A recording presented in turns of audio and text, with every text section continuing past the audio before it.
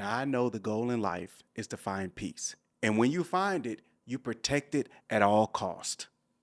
And then what? In order to truly appreciate peace, you must go through chaos. And we're surrounded by it. Facebook drama, rap beefs. But if you talking crazy out your face up on the stage and disrespect me on the stage. And I love the drama. Okay, maybe it's not love, but I definitely enjoy it more than I enjoy peace.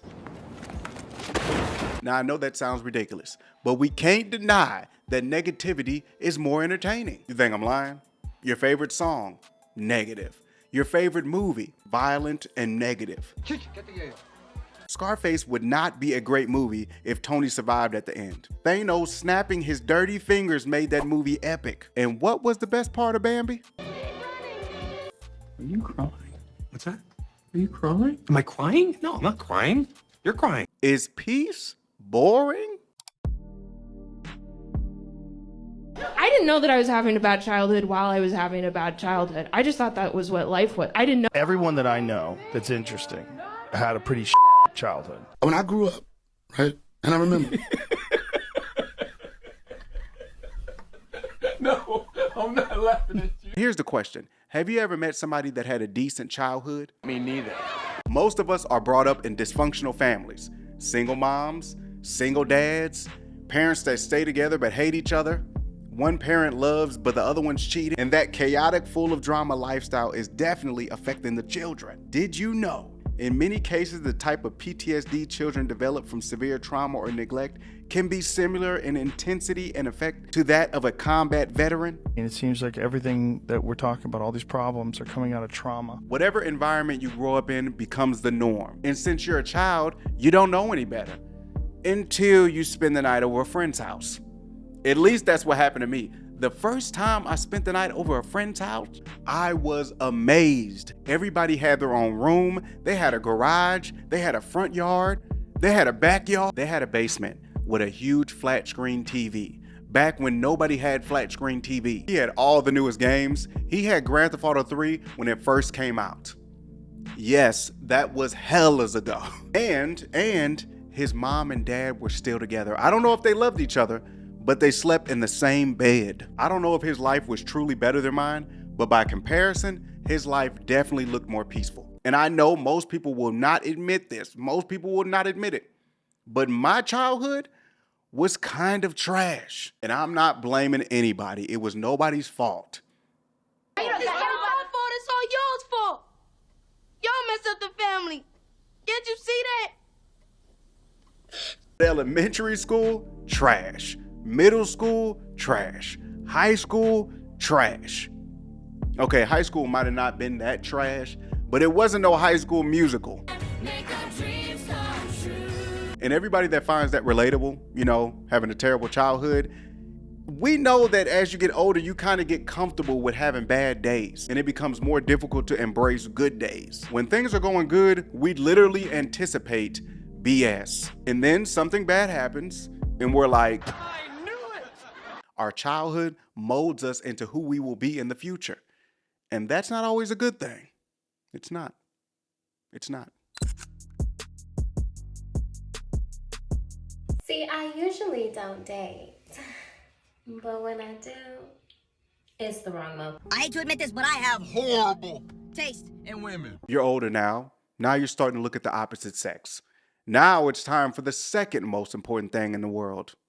Love. And when it's time to date, you will most likely make bad choices. And those very, very bad dating choices that you're gonna make are gonna be a mixture of childhood trauma and things that you witnessed growing up, like the toxic relationship your mom and dad had. If their relationship was terrible, you're gonna assume that yelling at each other all day is love. So when you meet somebody new, your new partner, if he don't wanna argue, he don't love you, huh? I don't like me a nonchalant nigga. I need my nigga to chalant. Yes. Or if you're a woman and you grew up with a dad that walked around mad all the time and he was overly aggressive.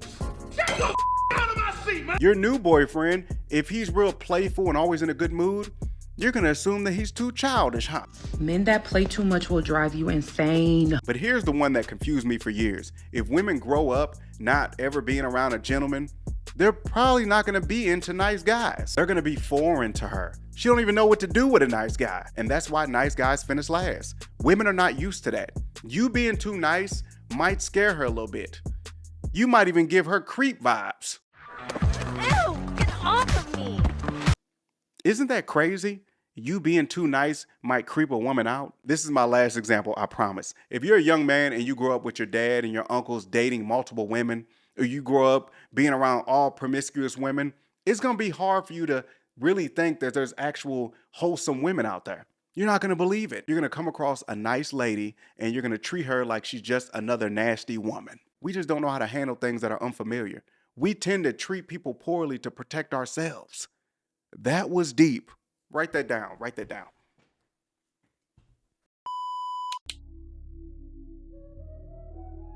I was so ingrained in my toxic relationships that I thought that I didn't even want peace. I thought peace sounded really boring. And if you finally decide to get out that toxic relationship, there's peace, happiness. No more worrying about what the partner's doing behind your back. No more asking them if it's okay to go to a party. You do what you want, when you want. You answer to no one. But after those couple of months of peace, you're missing something. No excitement, no entertainment. So you try to fill that void by watching soap operas or binge watching a show with over 20 seasons of drama and sadness. And the truth is, I have no business having feelings about who you're sleeping with. But here's where things get a little bit complicated. If you never heal from your childhood trauma, it'll be nearly impossible to find peace because those terrible memories will constantly eat at you and affect your daily life. But if you do heal and find peace, too much of anything is bad. Hear me out. In order to grow in life, you need struggles. You need minor setbacks. No pain, no gain. Think about it. When you're working out or lifting weights, that pain you feel, that pain is letting you know that muscles are being formed. Actually, I don't know if that's true, but you know what I mean. No pain, no gain. A wise man once said, calm waters do not make great sailors. If things are always going right, you will never become great. You will never become stronger. You might even become weak. People that are coddled their whole childhood have a high chance of being weak adults. Is peace boring? I don't think so. Not boring. I just think it's unrelatable and uncomfortable. And most of us will always go where we're comfortable, whether it's relationship or entertainment purposes. And I found this out the hard way. What do I mean by that? I'm glad you asked. So we know it's kind of normal for people to get called out for being fake or not being authentic. So I thought it would be a good idea to come online, go on TikTok, and express the bad decisions I made relationship-wise and blame myself. It's all my fault. Was it a good idea? No. I learned two things when I posted those videos.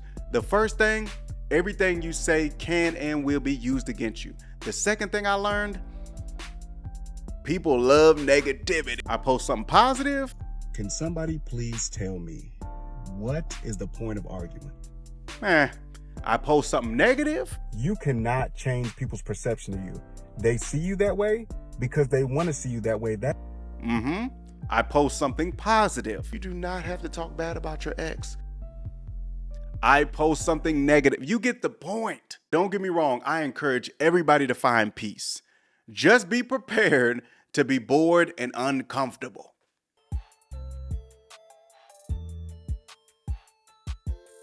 Polar bears soft.